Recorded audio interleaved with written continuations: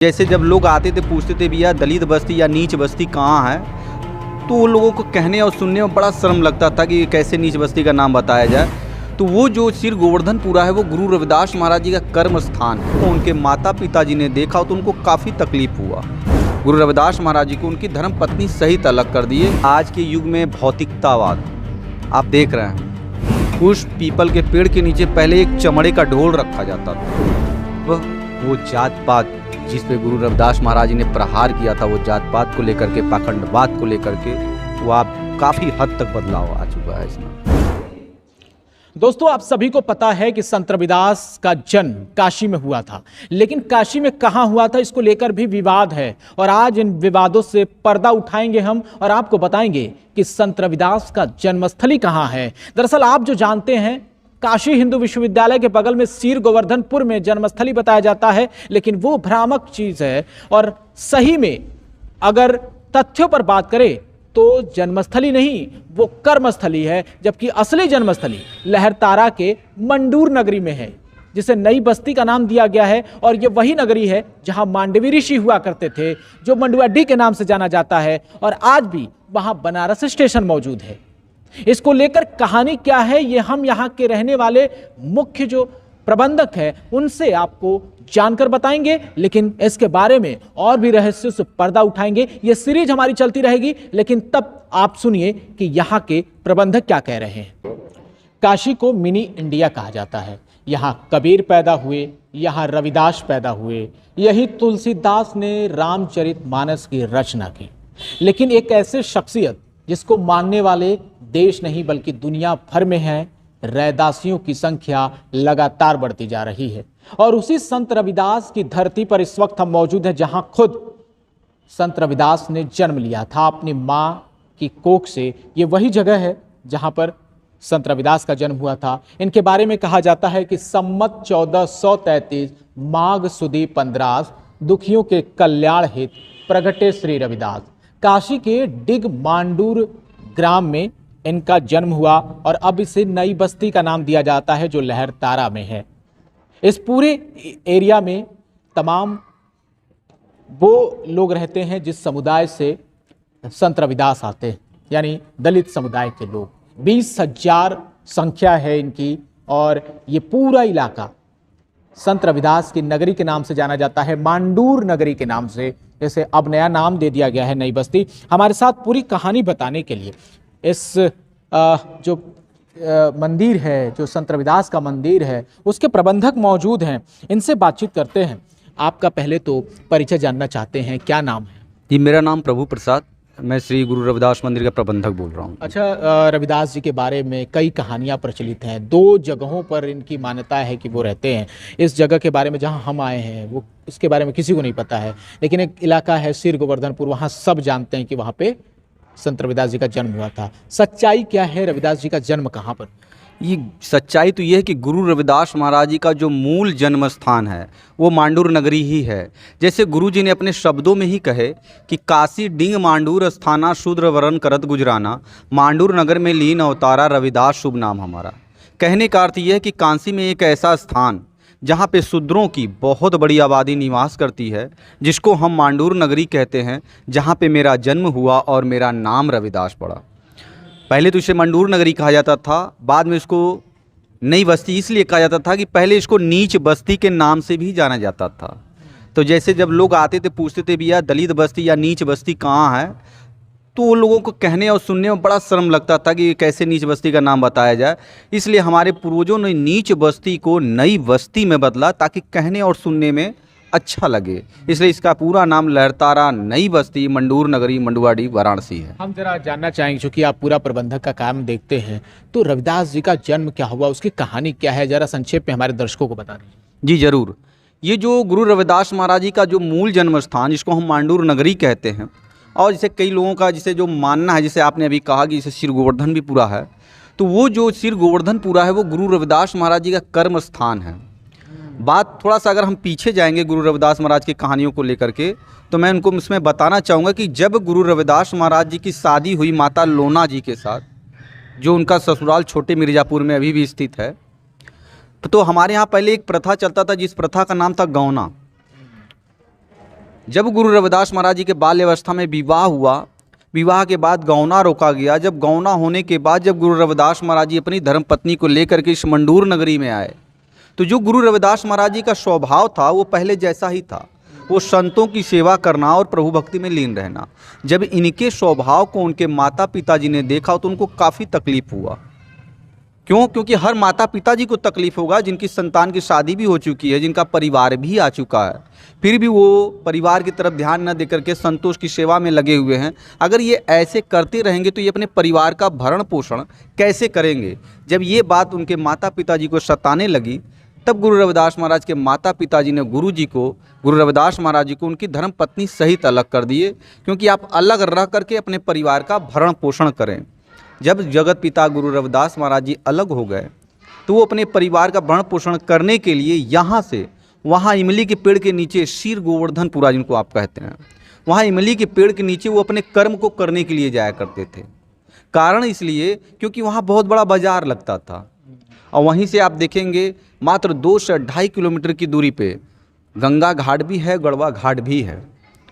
तो जो अन्य जाति के जो लोग हुआ करते थे वे उधर गंगा स्नान करने के लिए जाते थे। जब स्नान करके वापस लौटते थे तो अपनी ज़रूरत की वस्तुएं उस बाज़ार से खरीदते हुए अपने जोड़े को घटवाते हुए अपने अपने घर की तरफ चले जाया करते थे। आप बाबा साहब के ही समय में आप देख लें कि जो अन्य जाति के जो लोग हुआ करते थे वे चमरवाड़ी में इसलिए नहीं आते थे कि पहले आप जान रहे थे कि उनको उनकी परछाई से तकलीफ़ होता था, उनको छूने से तकलीफ़ होता, तो वो अपने इस कार्य को कराने के लिए, जूते गठवाने के लिए वो चमरवाड़ी में कैसे आएंगे, नहीं आते थे। इसलिए सिर्फ गुरु रविदास महाराज जी वहाँ पे अपने कर्म को करने के लिए जाया करते थे और कर्म करके फिर वापस यहीं पे आ जाया करते थे। इतना सब कुछ होने के बाद अब जो चर्चा का मेन विषय है वो है कि अब लोग यहाँ आएँ कि वहाँ जाएँ, ये कन्फ्यूजन की स्थिति बनी हुई है। यानी लहरतारा में जन्मस्थली है, यहीं बगल में कबीर जी की जन्मस्थली है, तो श्री गोवर्धनपुर में लोग जाना ज़्यादा पसंद करते हैं क्योंकि वहाँ पर पूरी भीड़ आती है, उसमें बड़े बड़े नेता शिरकत करते हैं। यहाँ कौन लोग आते हैं? यहाँ तो अभी इस जगह का जो प्रचार प्रसार है पूरी तरीके से फैल नहीं पाया है। क्यों? क्योंकि हम लोग अभी आर्थिक रूप से काफ़ी कमज़ोर हैं। यहाँ उतनी बड़ी भव्य मंदिर भी हमारे पास नहीं बन पाई है और मेरे यहाँ प्रचार प्रसार की काफ़ी कमी रह गई है, क्योंकि यहाँ तो आर्थिक रूप से आप तो कह रहे हैं, देख रहे हैं हम कि आर्थिक रूप से कमज़ोरी है। अगर हमारे पास भी अगर सरकार, मैंने तो काफ़ी हर सरकार जी के पास, जैसे माननीय मुख्यमंत्री महाराज जी के पास भी मैंने कई लेटर भेजे, मैंने हर ऐसे प्रशासनिक अधिकारियों को, मंत्री तक मैं भेजा हूं, लेकिन अभी तक वहां से कोई एक जवाब भी नहीं आया है। बस इसलिए अभी भी हम लोग पिछड़े हैं, लोगों को जान पहचान नहीं पा रहे हैं इस जगह को। लेकिन अब जैसे जैसे धीरे धीरे जैसे समय बढ़ता गया रहा है, वैसे वैसे जैसे जैसे लोग आते हैं, हरियाणा पंजाब जालंधर से लोग अब आते हैं, तो यहाँ इस जगह ज़रूर आते हैं, क्योंकि उनके माता पिता जी का घर है। अब धीरे धीरे करके इसका प्रगति हो रहा है और जैसे जैसे बढ़ता चला जा रहा है। तो ये माना जाए कि इस जगह का ज़्यादा महत्व है बजाय श्री गोवर्धन जाने के, क्योंकि अगर जो संत रविदास को मानता है वो उनके जन्मस्थली आए, न कि कर्मस्थली जाए। देखिए, गुरु जी के जो जन्म स्थान और कर्म स्थान गुरु जी के दोनों स्थान ही पवित्र हैं। जो गुरु जी को मानने वाले लोग होंगे वो गुरु जी के जन्म स्थान भी आएंगे, और जहाँ भी गुरु जी का कर्म स्थान है, जहाँ भी पद चिन्ह पड़ा, वहाँ वो जरूर जाएंगे। लेकिन ये तथ्यात्मक रूप से कितना सही है कि वही जन्म स्थान है जिसको आज भी बताया जाता है कि संत रविदास का जन्म श्री गोवर्धन में ही हुआ था, क्योंकि बड़ा भव्य मंदिर बना है, चमक दमक काफ़ी ज़्यादा है। देखिए, आज के युग में भौतिकतावाद आप देख रहे हैं, आज भी लोग भौतिकतावाद की तरफ ज़्यादा आकर्षित हो रहे हैं। यहाँ उतना भौतिकतावाद है नहीं, वहाँ तो बहुत चमक दमक, सोने की पालकी, बहुत बड़ी मंदिर बनी हुई है, और वहाँ पंजाब से, हरियाणा से, जालंधर से काफ़ी लोग आते हैं, और वहाँ ठहरने की सुविधा, रहने की सुविधा, सब कुछ है। और हमारे पास ये सुविधा उपलब्ध नहीं है, लेकिन अब लोगों के सहयोग से अब ठहरने की भी सुविधा हमारे यहाँ भी हो चुकी है। लेकिन वो जो चमक दमक होनी चाहिए, वो चमक दमक यहाँ नहीं है, क्योंकि अभी भी हम आर्थिक रूप से अभी भी कमज़ोर है। इसलिए और जानना चाहते हैं, क्या संत रविदास के परिवार के अभी भी कुछ लोग मौजूद हैं? जी, जैसे देखिए, संत गुरु रविदास महाराज जी के परिवार के लोग भी मौजूद हैं, और उस दाई के परिवार के लोग भी मौजूद हैं। जो धम्मो दाई, जो जगत पिता गुरु रविदास महाराज को पैदा कराई थी, उनके परिवार के लोग भी आज मौजूद है। और उनके परिवार के लोग में जैसे प्रेमलाल जी, जो दाई के परिवार के हैं, वो भी गुरु रविदास महाराज की सेवा में आज भी लगे रहते हैं। उनके परिवार की स्त्रियां आज भी बच्चे पैदा कराने का काम भी करती हैं। मात्र यहाँ से 200 मीटर की दूरी पर वो दाई का मकान भी है। आप कह रहे थे कि वो संत रविदास जिस तरह से चमड़े का काम करते थे, जूते वगैरह बनाते थे, वो काम यहाँ पर कितने सालों से चलता आ रहा था? क्या आज भी वो सब चीज़ें यहाँ पे होती हैं, उस तरह की चीज़ें यहाँ पे हैं? देखिए, ये अब जो पहले होता था अब वो न के बराबर है, होती है, आज भी होती है, लेकिन वो चमड़े छीलने का काम और चमड़े रंगने का काम अब नहीं होता है। हाँ, जूते बनाने का काम आज भी चलता है। जैसे गुरुजी ने अपने शब्दों में ही कहे कि मेरी जाति कूट बांडला ढोर ढोवंता नितही बनारस आस पासा। तो मात्र यहीं से मात्र आधा किलोमीटर की दूरी पर वो स्थान भी है जहाँ पे चमड़े छीलने का काम और चमड़े रंगने का काम किया जाता था। आज वो भी स्थान है जहाँ मेन आप जब जीटी रोड पे जैसे ही बाहर आप निकलेंगे तो वहाँ देखेंगे एक दीवार पे एक छोटा सा मंदिर बना हुआ है। उसके जस्ट पीछे एक पीपल का पेड़, बहुत पुराना बहुत बड़ा विशाल पीपल का पेड़ होता था, जिसको भारत सरकार द्वारा कट करके उसको मेन जीटी रोड में तब्दील कर दिया गया। उस पीपल के पेड़ के नीचे पहले एक चमड़े का ढोल रखा जाता था। वहाँ पर एक छेद किया हुआ मिट्टी का मटका भी रखा जाता था। ढोल इसलिए रखा जाता था कि जिसे कोई अन्य जाति का बंदा इधर गुजरने के लिए आता था तो वो 5 बार ढोल को पीट देता था, ताकि हमारे लोगों को ये मालूम हो जाता था कि कोई अन्य जाति का बंदा इधर से गुजरने वाला है। तो वो अपने आप को अपने अपने घरों में छिपा लिया करते थे। और जब कई बार ढोल वहाँ पीटा जाता था तो हमारे लोगों को ये मालूम हो जाता था कि किसी अन्य के घर कोई पशु मर गया है, उसको लेने जाना है। तो कैसे लेने जाना होता था, उसका भी एक नियम होता था कि जो छेद किया हुआ मिट्टी का मटका होता था, उस मटके में लोग पानी भर देते थे। जब पानी भरते थे तो छेद किए हुए मिट्टी के मटके से पानी ज़मीन पे गिरता था। तो पहले जो ज़मीनें हुआ करती थी, आज पक्की रोड हैं, आज सड़क हैं, पहले मिट्टी की पगडंडी हुआ करती थी।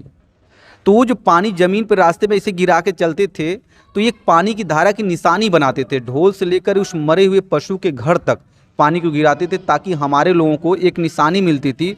वो ऊपर देख करके नहीं चलते थे, वो पानी की धारा को देखते हुए उस घर तक पहुंचते थे जिस घर में पशु मरा होता था।